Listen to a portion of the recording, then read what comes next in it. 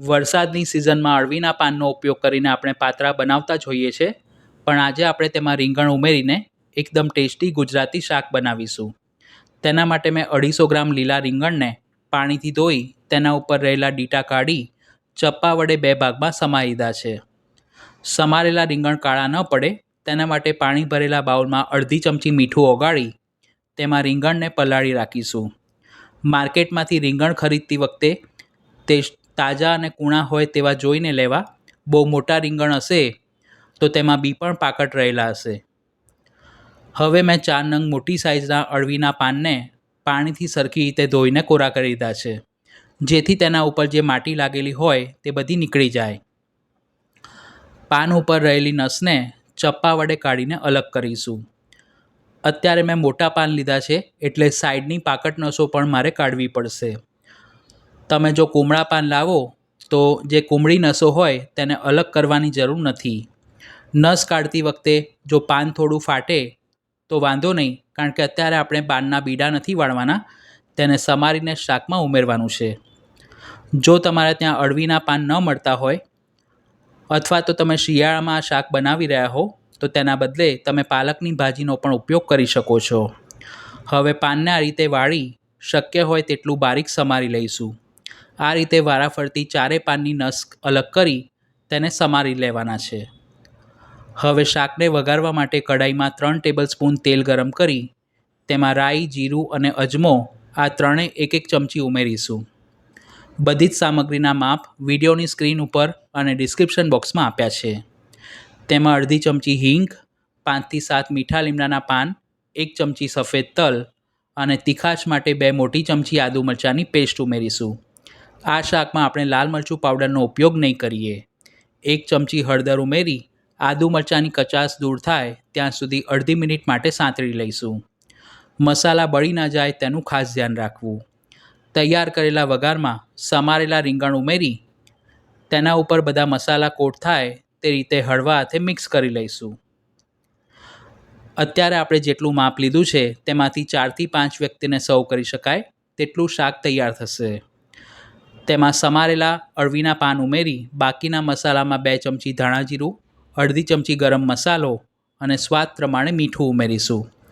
અળવીના પાન cook થયા પછી શોષવાઈ જાય છે એટલે મીઠું પ્રમાણસર ઉમેરવું. આગળ આપણે એક મસાલો બનાવીશું, તેમાં પણ થોડું મીઠું ઉમેરવાનું છે. બધું સરખું મિક્સ કર્યા પછી રીંગણ સરખા કૂક થાય તેના માટે 1 કપ પાણી ઉમેરી કઢાઈ ઉપર લીડ ઢાંકી શાકને 8 થી 10 મિનિટ માટે ધીમીથી મધ્યમ આંચ પર કૂક કરીશું. ત્યાં સુધી મિક્સિંગ બાઉલમાં અડધો કપ ચણાનો લોટ એટલે કે બેસન લઈ તેમાં અડધી ચમચી હળદર, 1 ચમચી ધાણા જીરું, સ્વાદ પ્રમાણે મીઠું અને મોણ માટે 1 ટેબલસ્પૂન તેલ ઉમેરી બેસન બિલકુલ પણ કોરું ન રહે તેમ મિક્સ કરી લઈશું. જેમ આપણે લોટિયા મરચાંનો સંભારો કે કેપ્સિકમનું ચણાના લોટવાળું શાક બનાવતી વખતે બેસનમાં મસાલા કરીએ છીએ તે રીતે જ કરવાના છે. બેસનના બિલકુલ પણ ગાંઠા ન રહેવા જોઈએ. 10 મિનિટ પછી ચેક કરીએ તો અળવીના પાન સરસ ચડી ગયા છે, જેના લીધે તેમાંથી રસ એટલે કે પાણી પણ છૂટું પડ્યું છે, પરંતુ રીંગણને કૂક થવામાં થોડો સમય લાગશે. રીંગણ 60% જેટલા ચડી ગયા છે એટલે તેને ઢાંકીને ફરીથી 5 મિનિટ માટે કૂક કરીશું.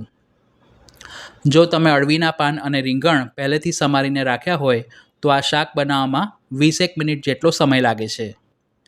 રીંગણ 90% જેટલા ચડી જાય એટલે આપણે જે મસાલાવાળું બેસન તૈયાર કરીને રાખ્યું છે તે ચમચી વડે તેના ઉપર ભભરાવીશું. બધું બેસન એકસાથે શાકમાં નથી ઉમેરવાનું, નહીંતર તેના ગાંઠા પડી જશે. આ શાકની રેસીપી તમને બીજે ક્યાંય જોવા નહીં મળે. આ અમે ઘરે બનાવ્યું અને અમને ભાવ્યું એટલે આ વિડીયો શૂટ કરી છે. તેમાં ગળપણ માટે 2 ચમચી ખાંડ અને 2 મોટી ચમચી અથવા તો 1 મોટા લીંબુનો રસ નિતારીશું. ખટાશ અને ગળપણ થોડું ચડિયાતું હશે તો શાક વધુ ટેસ્ટી બનશે. હવે શાકને ઢાંકીને બેસન કૂક થાય ત્યાં સુધી 5-1 મિનિટ માટે થવા દઈશું. ખાંડના બદલે તમે ગોળ અને લીંબુના રસના બદલે આમચૂર પાવડરનો પણ ઉપયોગ કરી શકો છો. તાવેથા વડે હળવા હાથે મિક્સ કરીશું, જેથી અળવીના પાન અને રીંગણ ઉપર બેસન સરખું કોટ થઈ જશે અને ખાંડ પણ ઓગળી જશે. શાકને ઢાંકીને તેમાં જે થોડો ઘણો પાણીનો ભાગ છે તે બધો બળી જાય ત્યાં સુધી તેને થવા દઈશું. શાકમાંથી તેલ છૂટું પડી ગયું છે.